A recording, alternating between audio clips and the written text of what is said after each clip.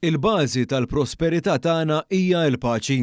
Dan kien il-messaġġ tal-Prim Ministru Robert Abela waqt diskussjoni bit-tema ħelsien il-ġid tal-Maltin imtella mill-Partit Laburista fl-Imtarfa. Il-Prim Ministru fetaħ id-diskors tiegħu jitkellem dwar kif id-data tal-31 ta' Marzu 1979 hija id-data tal-ħelsien ekonomiku u soċjali ta' pajjiżna.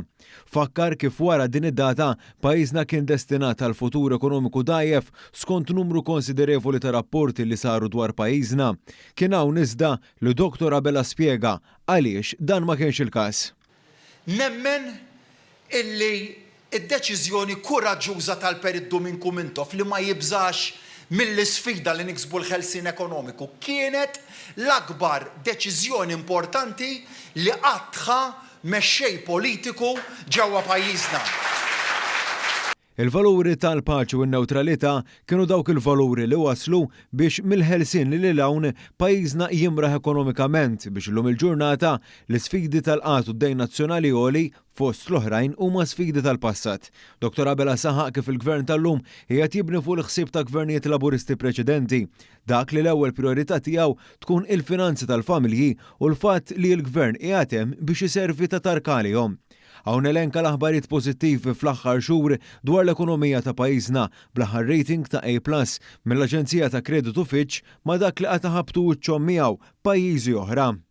Għaliex ħadd ieħor farraka litteralment l-ekonomija tiegħu u farku għax adottaw il-politika tal-awsterità b'konsegwenza mbagħad spiċċaw farku il-finanzi tal-gvern għaliex spiċċaw b'ingħar dħul. Ara aħna ix-xokk internazzjonali jerfajnieh kollu kemm huwa aħna bħala gvern u llum il-finanzi tal-gvern sejrin dejjem għall-aħjar għaliex id-dħul tal-gvern spara u tal-għal fuq. B'differenza l-politika li qegħdin jibbutaw il-Partit Nazzjonalista u dawk qrib tiegħu b'investimenti fl-armamenti, il-mexxej Laburista sostna kif dan jista' jfisser biss nuqqas ta' investiment fuq smoħra bħall-edukazzjoni.